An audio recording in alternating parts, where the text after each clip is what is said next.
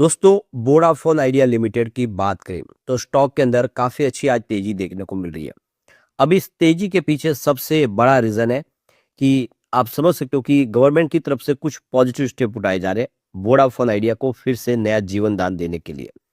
काफ़ी भारी भरकम कर्ज है और वो पैसे सरकार को ही चुकाने हैं। बैंकों का कर्ज तो बहुत ही कम है। इसके बीच में वोडाफोन आइडिया ने एक बड़ा फैसला और किया है। अब समझ सकते हो कि 5G सर्विस शुरू हो चुकी है, कस्टमर बेस फिर से अपनी तरफ लाना है, लेकिन कुछ जो फैसले किए जा रहे हैं, हो सकता है कि उससे जो कस्टमर है उनकी तरफ आने में उसमें थोड़े हिचके। क्या है उसके पीछे की वजह उसको भी जानेंगे और मार्केट एक्सपर्ट क्या कह रहे हैं इसमें वोडाफोन आइडिया को लेकर। वोडाफोन आइडिया का स्टॉक इस समय 2 डिजिट में तो आ गया है, लेकिन अभी भी कौड़ियों के भाव में, क्योंकि जब आइडिया अकेला था तब इसकी प्राइस 3 डिजिट में हुआ करती थी। अब ये 2 डिजिट में है। क्या आने वाले इसमें फिर से उस लेवल तक जा सकता है, समझने की कोशिश करेंगे इस वीडियो के माध्यम से। लेकिन फ्रेंड्स, उससे पहले अगर आप पहली बार हमारे चैनल पे आए तो चैनल को सब्सक्राइब कर दीजिए, एक बेल आइकॉन दबा दीजिए ताकि जब भी नया वीडियो बने पहला नोटिफिकेशन आपको मिले। वीडियो पसंद आए तो लाइक से जरूर कीजिए। चलो फ्रेंड्स, वीडियो स्टार्ट करते हैं। मैं हूँ आपका दोस्त एसबी दवे और हमारे अपने चैनल ऑनलाइन कमाई में आपका बहुत बहुत स्वागत है। सबसे पहले वोडाफोन आइडिया के कारोबार की बात करें, स्टॉक इस समय 10.10 पर ट्रेड करता हुआ आपको दिखाई देगा, जहाँ पे 0.50% यानी आधे परसेंट के आसपास की आपको तेजी देखने को मिलेगी। अब क्लोजिंग देखो, कल 10.05 के आसपास थी, पॉजिटिव क्लोजिंग थी। आज 10.11 के आसपास शुरुआत की पॉजिटिव, इंट्राडे में 10.29 तक गया। अच्छी बात है कि जो लो बना वो कल के क्लोजिंग के आसपास है, गिरावट नहीं हुई और इसने 10 रुपए के स्तर को नहीं तोड़ा है। यानी यहाँ से एक अच्छी खरीदारी की संभावना बन रही है और काफ़ी अच्छी वॉल्यूम हो रही है पूरे बाजार में। देखिए वॉल्यूम के मामले में वैसे भी वोडाफोन आइडिया रोज की तरह आज भी नंबर 1 पे है, यानी जम के बड़े फंड हाउस की खरीदारी हो रही है। तो वोडाफोन आइडिया ने बहुत ही बेहतर प्रदर्शन किया है। पिछले 3 महीनों में 50% की ज़बरदस्त तेज़ी बन चुकी है। यानी ये रैली है जो काफ़ी अच्छी रही है, शॉर्ट टर्म इन्वेस्टर को काफ़ी सारा फ़ायदा दिया है। तो ये देख सकते हो कि गवर्नमेंट की तरफ से इस समय कुछ एफर्ट्स लगाए जा रहे हैं ताकि वोडाफोन आइडिया को सर्वाइव किया जा सके, उसको फिर से आगे बढ़ाया जा सके। तो भले ही लॉन्ग टर्म में वोडाफोन आइडिया ने लोगों को बहुत नुकसान पहुंचाया हो, लेकिन जो शॉर्ट टर्म इन्वेस्टर है उनके लिए तो ये बहुत ही शानदार साबित हुआ है। 50% की जबरदस्त तेजी, और वो भी सिर्फ 3 महीने में। ऐसे स्टॉक बहुत कम है इस समय बाजार में जिन्होंने शॉर्ट टर्म में लोगों को माला माल किया है। तो ये जो तेजी का दौर शुरू हुआ है, इसके पीछे सबसे बड़ी जो रीजन है कि गवर्नमेंट इस बार कुछ बड़ा फैसला करने जा रही है वोडाफोन आइडिया को मुसीबत से बाहर निकालने के लिए। इसका जो 52 वीक का लो अगर देखें तो 6.12 रुपीज के आसपास है। स्टॉक बहुत नीचे आ गया था। लोगों को नुकसान की वजह से इतनी टेंशन हो गई थी कि क्या ये स्टॉक आने वाले समय बहुत नीचे चला जाएगा, क्योंकि ब्रोकरेज हाउस भी यही कह रहे थे कि स्टॉक और नीचे जाएगा। तो चिंतित हो गए थे लोग कि पैसा सारा हमारा डूबता हुआ दिखाई देगा, नुकसान होगा। आप देखिए यहाँ पे अगस्त 2025 में इसने ये इसका अपना 52 वीक का लो बनाया था और वहां से 68% की जबरदस्त जंप देखने को मिली है 2025 में। आप देख सकते हो ये शेयर जो है यहाँ पे पिछले 1 साल के हिसाब से इसने यहाँ पे आपको 24% की तेजी बताई है। तो ये जो इस समय वोडाफोन आइडिया में पॉजिटिव माहौल बना है, वोडाफोन आइडिया ने बेहतर किया है, उसके पीछे 3 बड़े मुख्य रीजन हैं। उसमें से पहला रीजन है कि गवर्नमेंट ने यहाँ पे 49% की स्टेक ले ली है। तो इस समय गवर्नमेंट यहाँ पे सिंगल लार्जेस्ट शेयर होल्डर है, सबसे बड़ी होल्डिंग उनकी है, प्रमोटर से भी ज़्यादा। तो आप समझ सकते हो कि 2 बार सरकार ने अपनी होल्डिंग को बढ़ाया है और जो कर्ज था उसको कम कर दिया है, क्योंकि जो कर्ज है वो चुका नहीं पा रहे वोडाफोन आइडिया, बहुत सारी मुसीबत है और भारी भरकम कर्ज है। तो इसमें एजीएम जो बकाया है उसको इक्विटी में बदल दिया गया है। इससे बहुत बड़ी राहत मिली। अब सरकार की 49% की हिस्सेदारी होने से मतलब यह है कि सरकार इस कंपनी को डूबने नहीं देगी, ये लोगों को भी भरोसा हो गया है।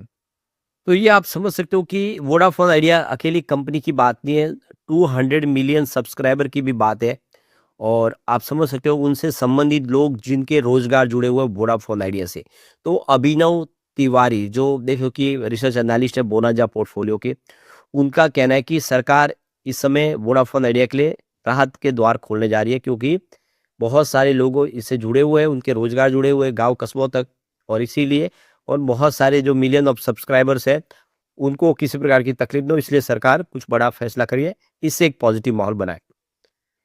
तो दूसरी जो सबसे बड़ी यहाँ पे रीज़न है इस पॉजिटिव माहौल की कि सरकार आप देखिए एजीआर जो ड्यू है बहुत सारा है और इस एजीआर ड्यू को लेकर सरकार कुछ रिज़ॉल्यूशन लेके आ रही है।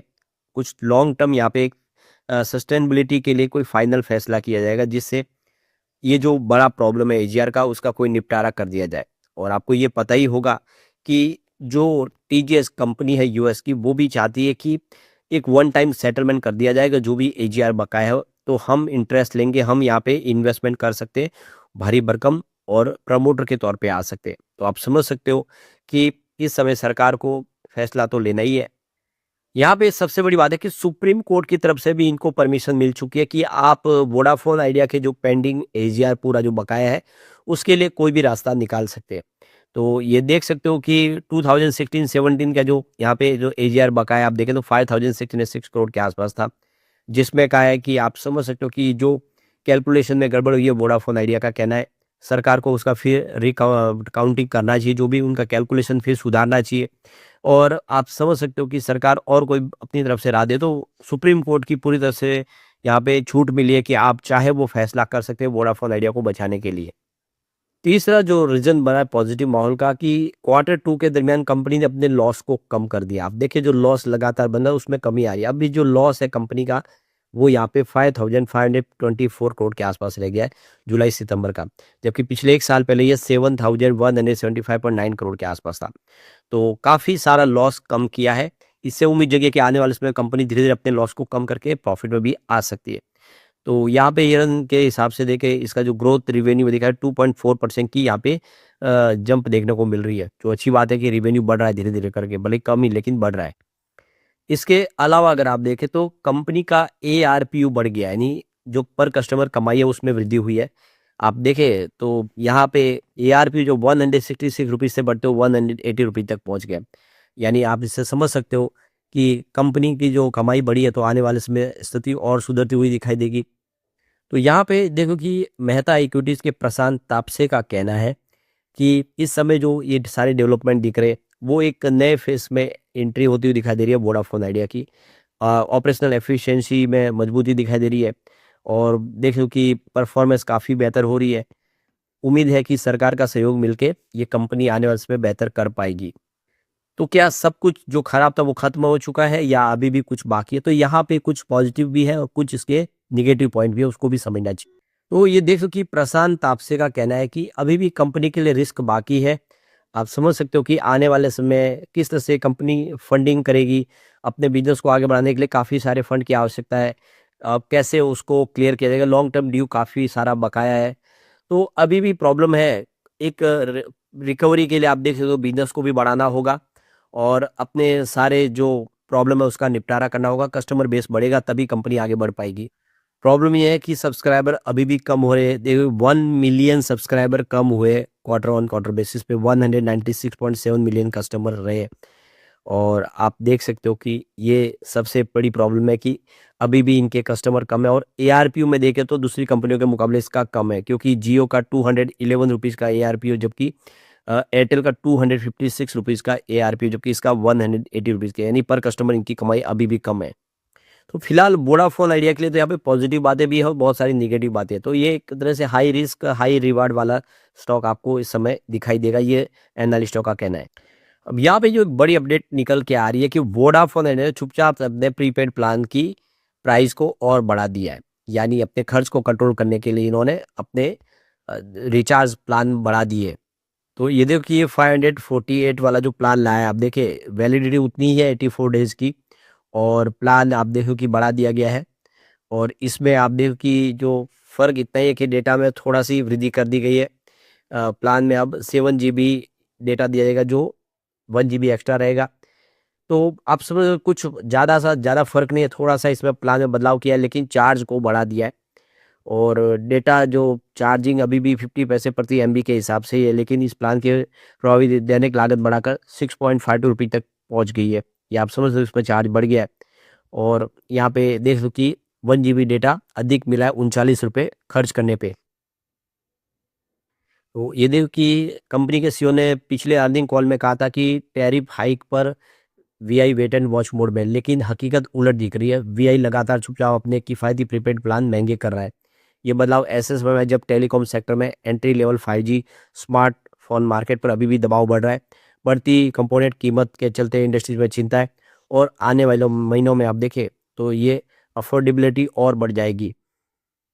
तो ये देखिए इस समय कस्टमर बेस में आप देखो प्लान जो महंगे हो गए तो कस्टमर का जो है आने वाले समय एआरपी बढ़ाने में इनको और भी प्रॉब्लम आएगी और जो 84 डेज वाले जो सेगमेंट में जियो और एयरटेल से मुकाबला वीआई को करना मुश्किल है क्योंकि उनके चार्ज अभी भी कम है। अब वीआई की यहाँ पे कुछ पॉजिटिव बातें हैं तो कुछ निगेटिव बातें। आप देखिए कंपनी का आप समझे पहली बार सितंबर में जो आप समझ रहे हो कंपनी का जो लॉस कम हुआ है 5524 करोड़ के आसपास, जो पिछले 19 तिमाहियों में सबसे कम है जो लॉस इन्होंने कम किया है। यानी इन्होंने एक तरह से देख लो कि 19 क्वार्टर का इस बार रिकॉर्ड तोड़ा है। कंपनी लगातार लॉस बढ़ा रही है, इस बार लॉस कम किया है और कंपनी के एआरपीयू में अच्छा खासा सुधार हुआ है। सुप्रीम कोर्ट से राहत मिल गई है, एजीआर बकाये पे सरकार फिर से पुनर्गणना कर सकती है और कंपनी का नेटवर्क 4G 5G का विस्तार हो रहा है। तो ये पॉजिटिव बातें कंपनी के लिए। कुछ यहाँ पे अब चुनौतियां भी है जैसे कि भारी भरकम कर्ज है कंपनी पे। आप देखो कि इससे आने वाले समय जो अपनी परियोजना है उसको आगे बढ़ाने में उनको चुनौती भी रहेगी और निवेश की काफ़ी ज़्यादा आवश्यकता है। 5G नेटवर्क के विस्तार के लिए ग्राहक आधार को बढ़ाने के लिए कंपनी को भारी भरकम निवेश की आवश्यकता है और अभी उनको निवेश और कहीं से तलाशना होगा। अभी भी बैंक उनके ऊपर भरोसा नहीं कर पाई क्योंकि सरकार जब तक सपोर्ट नहीं करेगी आगे बढ़ेगा नहीं। इसके अलावा जियो और एयरटेल से भारी भरकम कंपटीशन मिल रही है। ऐसे में इस सीमित साधनों के साथ इनको आगे बढ़ने में मुश्किल हो रही है। तो ये कुछ नेगेटिव बातें लेकिन हो लग रहा है कि आने वाले समय वोडाफोन आइडिया इन सारी प्रॉब्लम से बाहर निकलेगा और फिर बेहतर करता हुआ दिखाई देगा। लेकिन फ्रेंड्स कोई भी इन्वेस्टमेंट करने से पहले अपने फाइनेंशियल एडवाइजर से एडवाइस ले ले या अपना खुद का रिसर्च करें क्योंकि मैंने वीडियो आपके एजुकेशनल पर्पज के लिए ही बनाया। वीडियो पसंद आए तो लाइक से जरूर कीजिए और चैनल को सब्सक्राइब कर दीजिए। Thank you friends.